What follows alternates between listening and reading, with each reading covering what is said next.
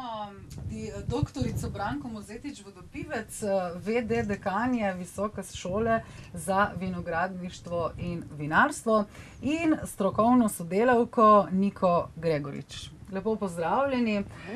Šola je od leta 2005, ta visoka šola v okviru Univerze v Novi Gorici, že 4 leta pa na šoli pripravljate tudi festival vin, ki bo letos 27. maja. Ampak vseeno najprej malo o šoli. Visoka šola za vinogradništvo in vinarstvo. Kaj je bistvo te šole? Kakšen je profil, ki potem pride iz te šole? Študij, ki poteka v okviru Visoke šole za vinogradništvo in vinarstvo, je visokošolski strokovni študij prve stopnje.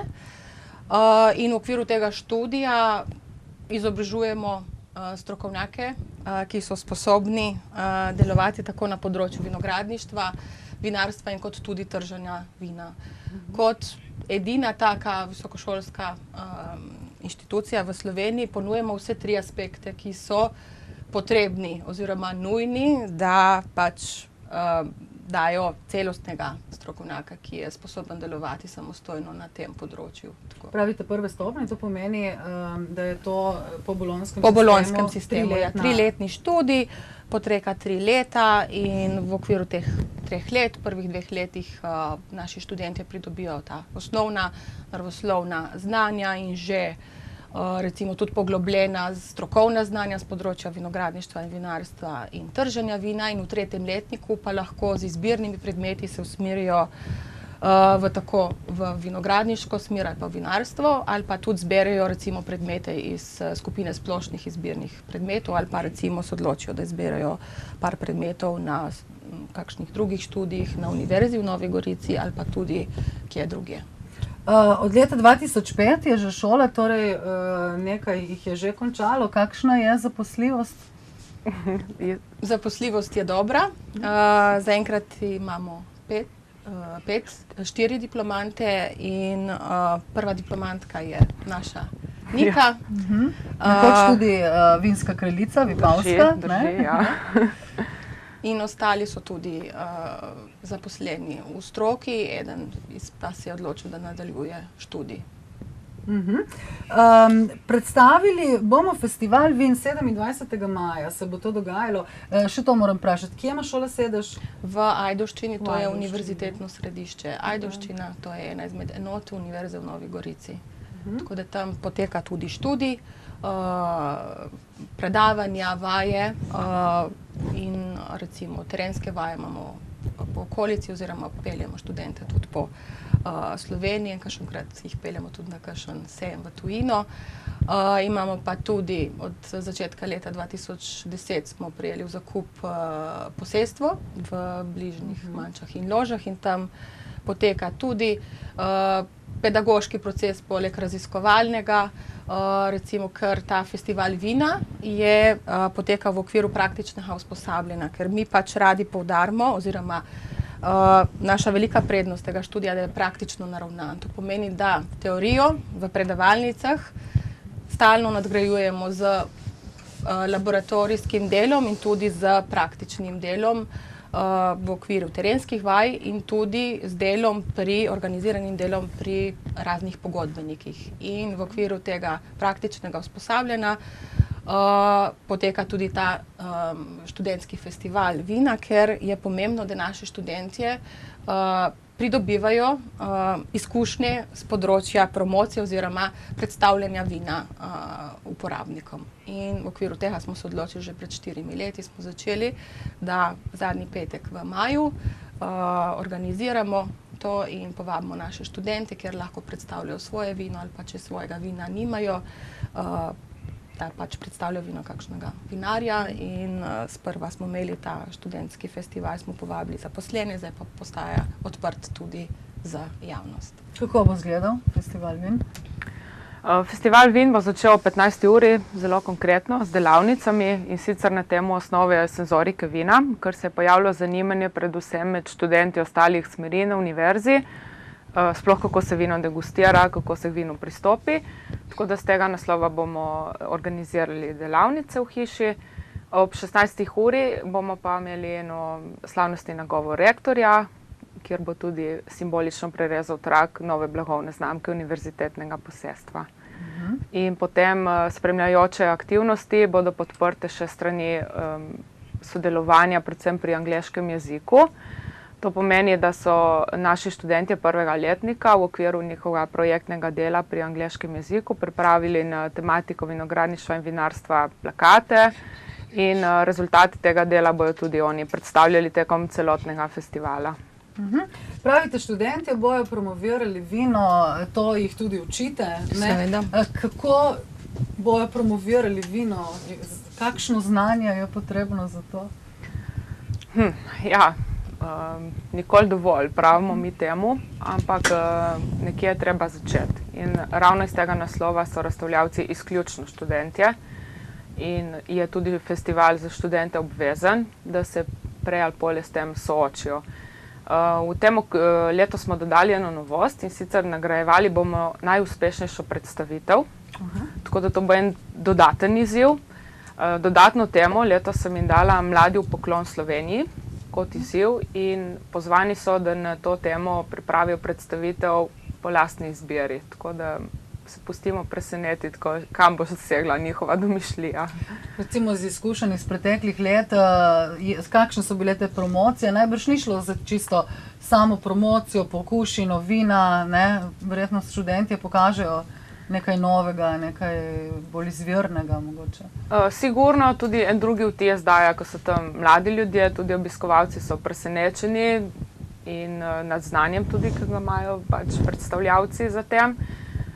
In tudi tisti, ki recimo nimajo vina doma, ki ne predstavljajo svojega vina, si običajno zberajo taka vina po presoji, v smislu, da so vredna njihova časa, da tam stojijo in jih predstavljajo. In moram reči, da presenetljivo, izčrpen vir informacij vsekakor o tistih vinih, ki so tam in tudi en svoj pogled na to predstavijo, malo drugače, kot smo mogoče navajeni na ostalih podobnih prireditvah. Kdo pa so študenti te fakultete oziroma visoke šole za vinogradništvo in vinarstvo? Gre predvsem za študente, ki so morda pridejo iz kmetij ali iz vinogradniških kmetij ali ne? V večini so študenti, ki prihajajo iz vinarskih kmetij, vendar to ni pogoj. Imamo tudi študente, ki nimajo doma kmetij in so zelo uspešni študentje, in ker je študij tako naravnan, da pridobijo potrebna znanja, da lahko pol samostojno delujejo na tem področju. Prihajajo v glavnem v pretežni meri iz lokalno, iz Vipavske doline, iz Brd, pa tudi iz Obale, vendar v zadnjih letih dobivamo študente tudi iz drugih področij Slovenije, ker se pri promociji študija tudi trudimo, da bi predstavili to našo šolo in študij tudi na drugih področjih v Sloveniji. Na predstavitev so najbrž vabljeni vsi. Kdo bo pa zbiral najboljšega študenta? Obiskovalci ali strokovna komisija? Ja, to bom rekla, eno glasovanje. Tam, kjer se bo kozarci delili, se bodo tudi listki oddali, tako da bo res po oceni obiskovalcev izbran najbolj všečen vinar, rečemo temu. Torej vabimo 27. maja, da pridejo. Kje bo to? Na našem univerzitetnem središču v Ajdovščini. Koliko sortov oziroma različnih vin pa bodo lahko poskusili? Jaz sem jim dala o tem proste roke, mislim, da bo enih 20 razstavljavcev, tako okvirno, kolikor je pač naših aktivnih študentov. Število vzorcev pa, mislim, tako, v povprečju se mi zdaj prijavljajo vsaj po 3 vzorci, tako da bomo prišli vsaj 50 jih lahko obljubim, tako bom rekla. Različnih vzorcev vin, ja. Bo kakšna stopnina, bo kakšna... Odločili smo se zgolj za, bom rekla, kavcijo za kozarec v višini 5 evrov, ki se pa vrne v primeru, da se kozarec na koncu vrne, ker je ne nazadnje študentski festival namenjen tudi mladim in vemo, da v študentskih letih ni financ na pretek, ampak eno tako simbolno ceno smo vseeno dodelili. Je letos prvič odprto za zunanje obiskovalce festival? Odprt je bil že lani, Ja, nismo pa ga promovirali v taki meri, ko smo se letos odločili, vendar se je izkazala potreba potem, zato smo tudi zdaj začeli Se malo bolj odločili aktivno za s to promocijo. promocijo. Zakaj pa ne? Naj to postane tudi Tradicionalno. Ja. Naša želja je, da postane pač to tradicionalen dogodek. Pač trend med leti je že pokazal, da to pač pridobiva na veljavi in želimo na tem delati naprej in festival tudi nadgrajevati. Če vi imate, potem omenili smo že blagovno znamko univerzitetnega posestva, to pomeni, da imate svoje vinograde in da sami pridelate vino, torej študent se nauči tudi pridelati vino, če odprej ni znal? Ja, vas? seveda. In trta ravnati? Tudi v okviru praktičnega usposabljanja in tudi terenskega pouka se nauči pravilnega dela v vinogradu in tudi v kleti. In ne samo pri nas, tudi pri teh pogodbenikih, ker to praktično usposabljanje poteka v 2. in 3. letniku in v okviru tega mora opraviti celokupno 400 ur kontroliranih ur. To pomeni, da pač imamo vzpostavljeno kontrolo tako kot mentori na kmetiji in mentor na univerzi, ker pač da to usposabljanje tudi vodimo. Ne? In v okviru tega praktičnega usposabljanja, ne da sam recimo krožijo pri različnih pridelovalcih, recimo lahko del praktičnega usposabljanja opravljajo tudi v velikih kleteh ali pa na drugih inštitucijah, ki so kakorkoli povezane z vinarstvom in vinogradništvom, in druge vinorodne dežele v Sloveniji spoznavajo pa tudi v okviru ekskurzij. To, da imate svojo blagovno znamko, pomeni, da imate svoj vinograd, da imate svoje kleti, da imate svoje... Ja, imamo pač svoje vinograde, kot sem že omenila, od začetka leta 2010 smo prejeli v zakup teh 16 hektarjev vinogradov. Vino pridelujemo v najeti kleti v Vrhpoljah, in ker lastne kleti še nimamo. In kakšno vino bo to? Bo Nika, bo... Ja, letos smo glede na sortni sestav smo se odločili, da smo pridelali 5 različnih vin, spravi laški rizling in sauvignon iz lastnih vinogradov. Iz merloja smo pridelali roze in merlot kot rdečo sorto. Že tradicija je, da se v univerzi prideluje univerzitetni zelen. To bo že 3. letnik še univerzitetnega zelena, ki pa je zaenkrat iz odkupljenega grozdja, dokler ne bomo lastnih posodobili do te mere, da bo... To vino potem prodate ali imate samo za interno uporabo? Do zdaj je bilo, bom rekla, pretežni meri namenjeno interni uporabi univerze. Nekaj malega se je tudi prodalo, zdaj z večjimi količinami pa ciljamo tudi na trg. Tudi zaradi tega vpeljujemo to novo blagovno znamko Vilina z popolnoma izoblikovano grafično podobo in vsem, da bomo še ta segment, se pravi, poleg vinarstva in vinogradništva pokrivali tudi trženje. So vaši študenti tudi sommelieri? Po nazivu ne, zato ker je to točno določeno. Če se odločajo še za to izobrazbo poleg tega, ne? Ja, odločajo se, to je prosta izbira popolnoma, to so tečaji, ki nimajo z nami nobene veze neposredne. In se poleg tega odločajo tudi mogoče za degustatorske tečaje, to je tudi na nacionalni ravni regulirano. Mislim, da pa je iz lastnih izkušenj lahko povem, da je osnovno znanje, ki se pridobi tekom študija, zelo dobra podlaga za kakršnokoli nadaljevanje, izobraževanje v tej smeri. Tako da jim ni težko več potem ta tečaj najbrž narediti. Ker od 1. letnika naprej pri različnih predmetih pijete vino.